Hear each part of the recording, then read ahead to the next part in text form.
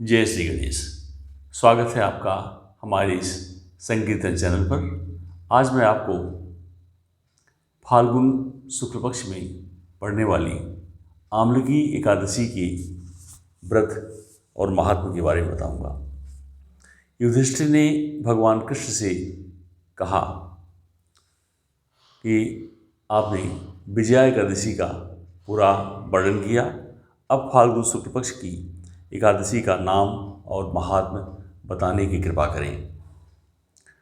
भगवान श्री कृष्ण ने कहा, महाभाग धर्मनंदन, तुम्हें इस समय वह प्रसंग सुनाता हूँ जिसे राजा मांधाता के पूछने पर वशिष्ठ ने कहा था।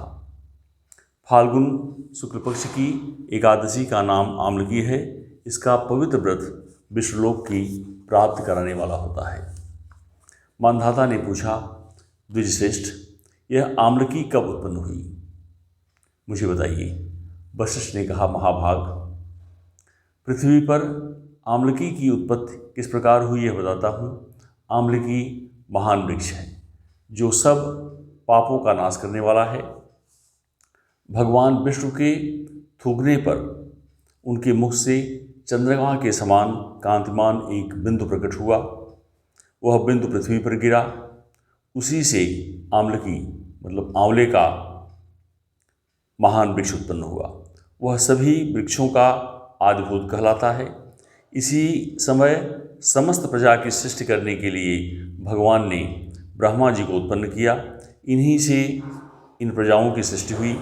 देवता, दानव, गंधर्व, यक्ष, राक्षस, नाग तथा निर्मल अंतःकरण वाले महर्षियों को ब्रह्मा जी ने जन्म दिया।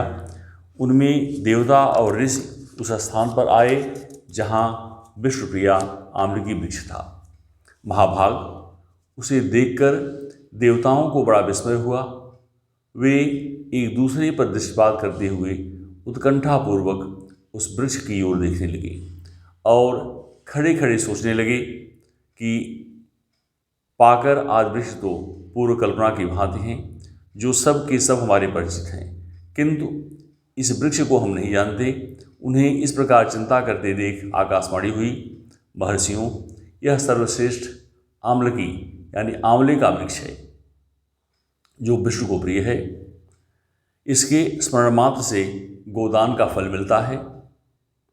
स्पर्श करने से इससे दूना और फल भक्षण करने से तिगुना पुण्य प्राप्त होता है।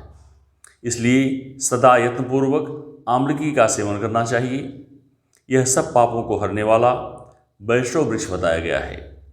इसके मूल में विष्णु, इसके ऊपर ब्रह्मा, स्कंद में परमेश्वर, भगवान रुद्र, शाखाओं में मुनि, टहनियों में देवता, पत्तों में वसु, फूलों में मरुदगण तथा फलों में समस्त प्रजापति का वास करते हैं।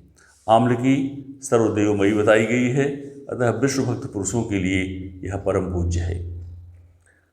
ऋषि बोले, अव्यक्त रूप से बोलने वाला महापुरुष, हम लोग आपको क्या समझें? आप कौन हैं?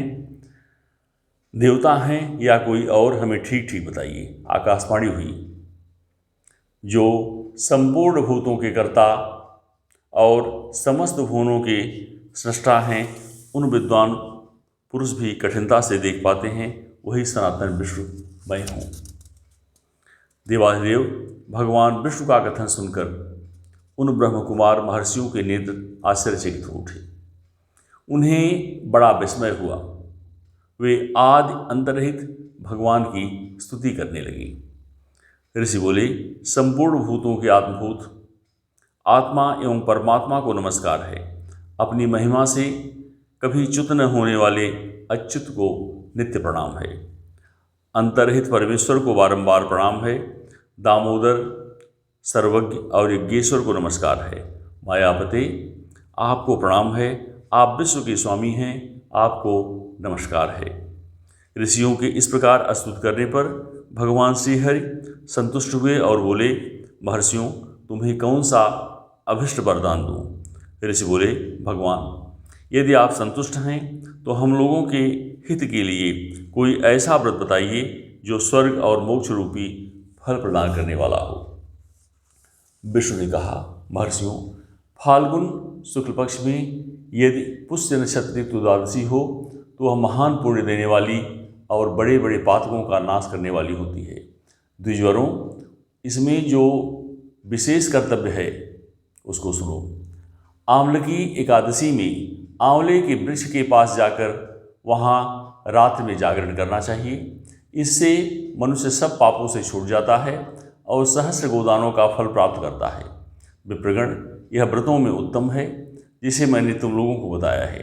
ऋषि बोले, भगवान, इस व्रत की विधि बताइए, यह कैसे पूर्ण होता है, इसकी देवता, नमस्कार और मंत्र कौन से बताए गए हैं, उस समय स्नान और दान कैसे किया जाता है, पूजन की कौन सी विधि है तथा इसके लिए मंत्र क्या है, इन सब बातों को यथार्थ रूप से वर्णन कीजिए।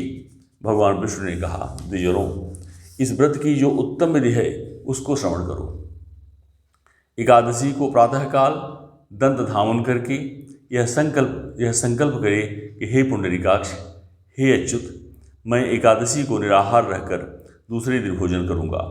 आप मुझे शरण में रखें।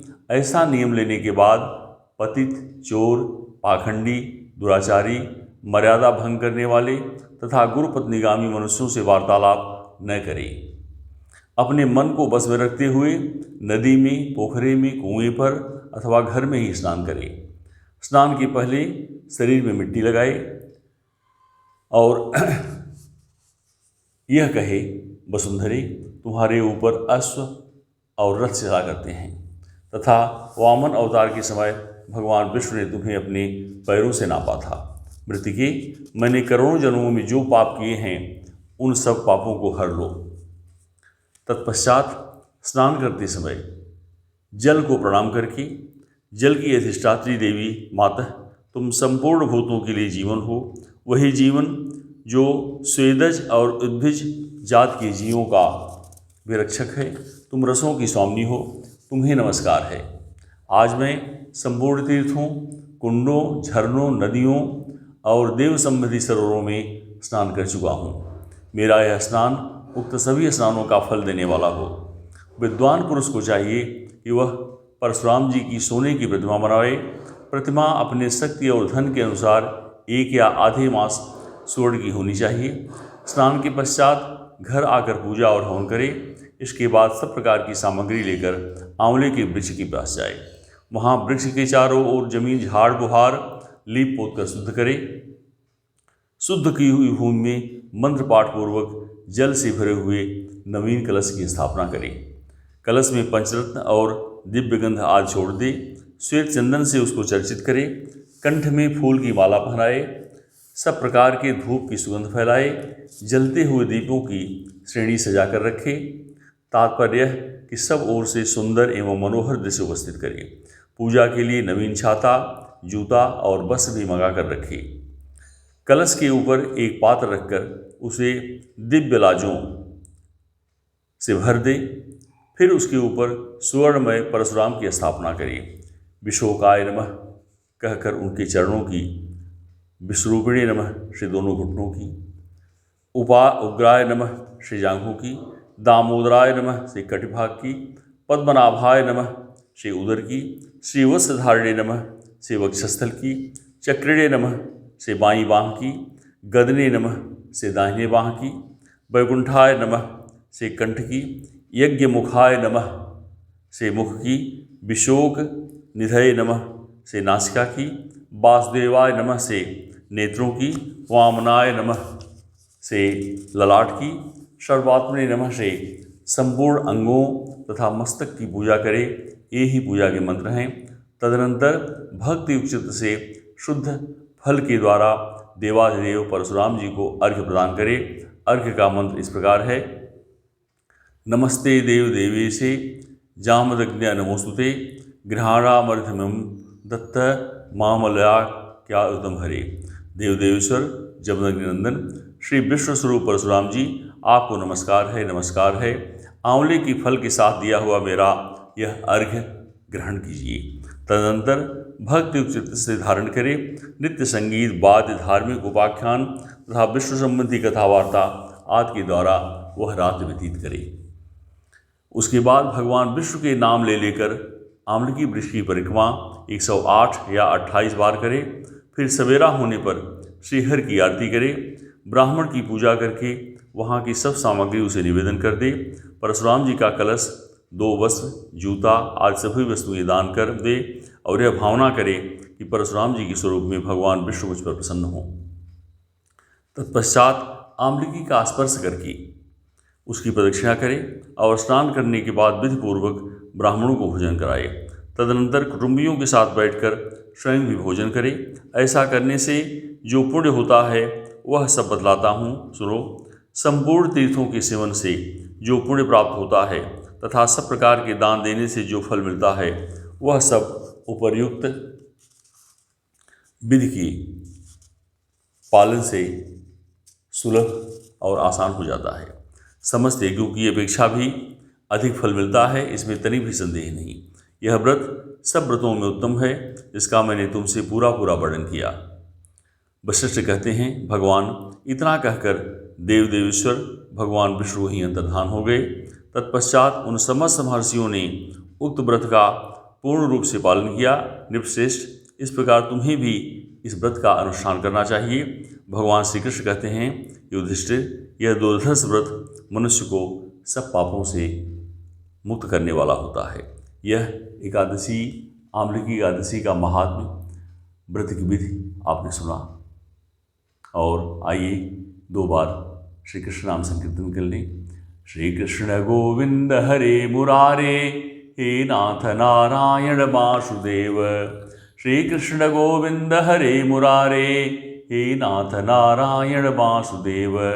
जय श्री कृष्ण।